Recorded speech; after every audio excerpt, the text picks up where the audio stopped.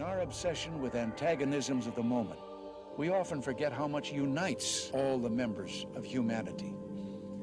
Perhaps we need some outside universal threat to make us recognize this common bound.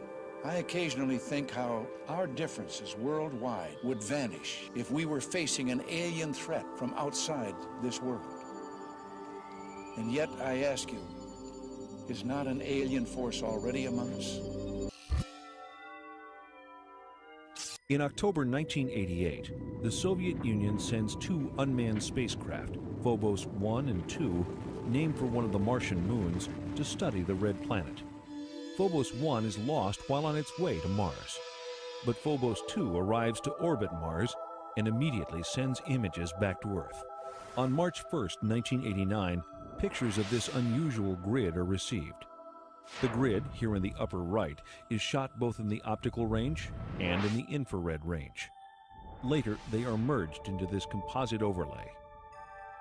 On March 26th, Phobos 2 sends these images to Earth, taken just south of the equator. An unexplained elliptical shape appears. This shadow actually appeared all of a sudden. Why am I calling it a shadow? Because you can see things through it. This elliptical shadow, then, is it in Mars' atmosphere or on the planet's surface? One thing is for sure. This something is not positioned horizontally. Well, to me it looks like a rocket taking off from the surface of Mars and leaving a trail behind. Well, if you'd want to fantasize, it could be interpreted that way too. Now we think we ought to look at the real circumstances that have caused that trail, even though they haven't yet been fully clarified. That's more likely to be the shadow of some object, since surface elements can be seen through it. How long will it take to process all of the information to get more or less objective scientific results, rather than fantastic ones? Come back in a week. 1 week later, no details are given. Then, unexpectedly, this report. Last year, the Soviets launched two spacecraft to the planet, both named after the Martian moon, Phobos. Their mission was to photograph Mars and land probes on its moon. One was accidentally switched off by a mission operator. But the second reached Mars and transmitted pictures that are still puzzling Soviet scientists.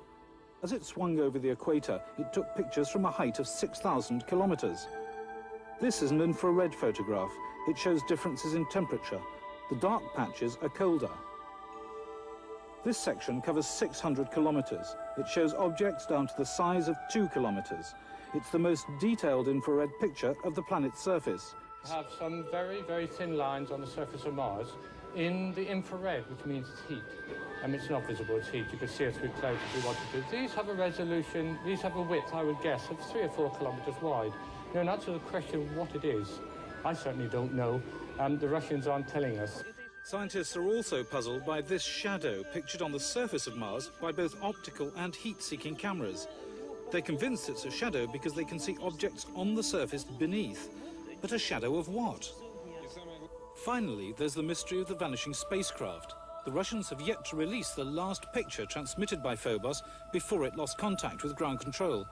But the Russians have said that it shows an object coming towards the spacecraft, an object which, in their words, should not have been there. The spacecraft was circling Mars, coming into the same orbit as the moons of Mars.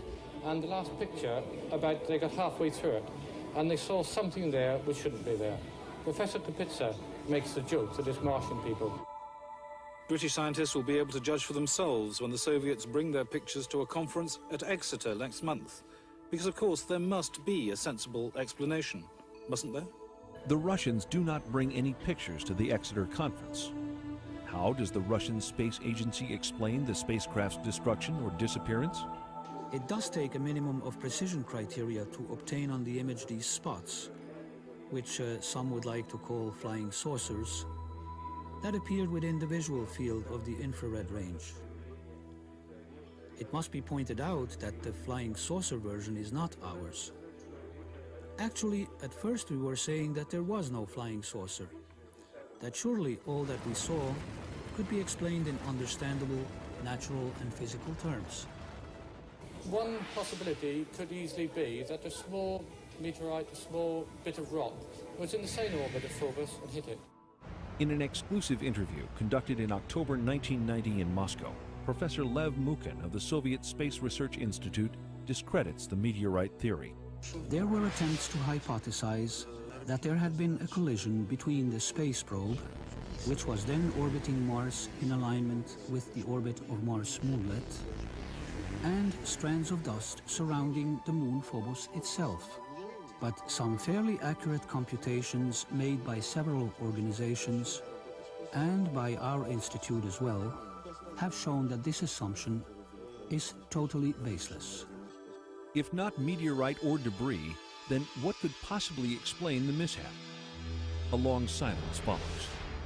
Then in December 1991, Marina Popovich, former cosmonaut trainee and retired Air Force colonel, holds a surprise press conference at the Russian consulate in San Francisco.